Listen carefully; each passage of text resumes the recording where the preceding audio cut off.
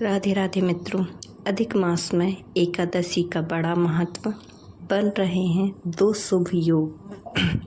29 जुलाई को पद्मिनी एकादशी के दिन सुबह 5:41 से भद्रा का प्रारंभ हो रहा है। यह भद्रा सुबह अधिक मास, यह भद्रा दोपहर या फिर मल मास में शुक्ल पक्ष में पड़ने वाली एकादशी तिथि को कहा जाता है। इसे कमला या पुरुषोत्तमी एकादशी भी कहते हैं।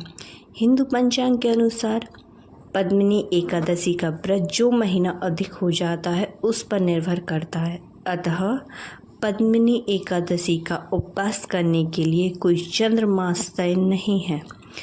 अधिक मास को लीप के महीने के नाम से भी जाना जाता है।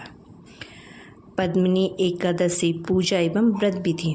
प्रातः स्नान आदि से निवृत्त होकर भगवान विष्णु की विधि पूर्वक पूजा करें।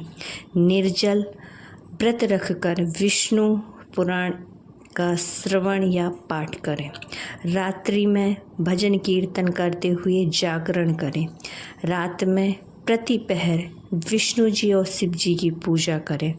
प्रत्येक पहर में भगवान को अलग अलग भेंट प्रस्तुत कर, जैसे प्रथम पहर में नारियल, दूसरे पहर में बेल, तीसरे पहर में सीताफल और चौथे पहर में नारंगी और सुपारी आदि।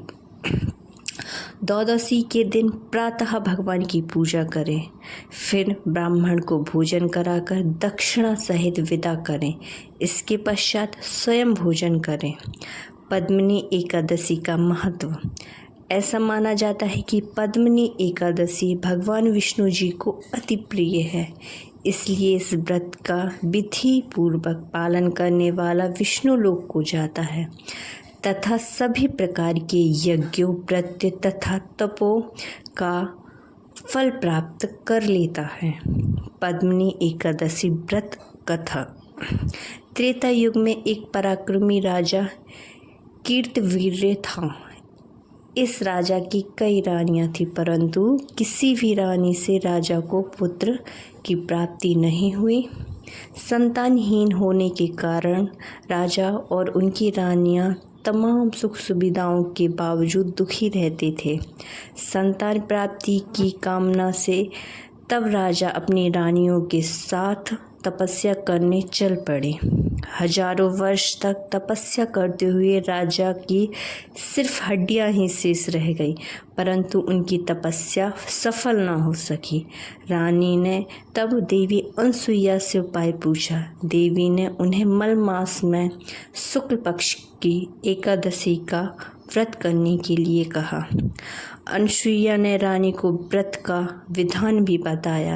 रानी ने तब देवी अनसुईया के बताए विधान के अनुसार पद्मिनी एकादशी का व्रत रखा। व्रत की समाप्ति पर भगवान प्रकट हुए और वरदान मांगने के लिए कहा। रानी ने भगवान से कहा, प्रभु आप मुझ पर प्रसन्न हैं तो मेरे बदले मेरे पति को वरदान दीजिए। भगवान ने तब राजा से वरदान मांगने के लिए कहा। राजा ने भगवान से प्रार्थना की कि आप मुझे ऐसा पुत्र प्रदान करें जो सर्वगुण संपन्न हो, जो तीनों लोकों में आदरणीय हो और आपके अतिरिक्त किसी से पराजित ना हो सके। भगवान तथास्तु कर विदा हो गए।